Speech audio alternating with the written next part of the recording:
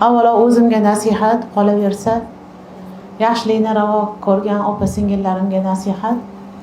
Hayotda hech narsa tayyor sizni kutib olmaydi. Ayniqsa oila masalasida. Hozir ko'pchilik men o'ylagandek bo'lib chiqmadi, kelin, turmush o'rtog'im deydigan gaplar bor. Siz o'ylagansiz-u, o'ylaganingiz kifoya qilib sizga tayyor bo'lib kelmaydi. Shu oila masalasida juftlarimiz bo'lsin, katta kichik bo'lsin, biz harakat qilamiz. Sabr qilishga, kamchiliklarga ko'z yumishga, Alloh taolo bergan qadarni rozilik bilan qabul qilishga, holatni yaxshilashga harakat qilamiz. Ya'ni mehnat qilish kerak. Turmush deb bekorga aytilmagan. Mana shu narsani yaxshilab bilib olaylik. Bolalarimiz ham tayyor bo'lib kelmaydi. Ko'pincha aytishadi, "Men toqatim yetmayapti, siz tayyorlab bering."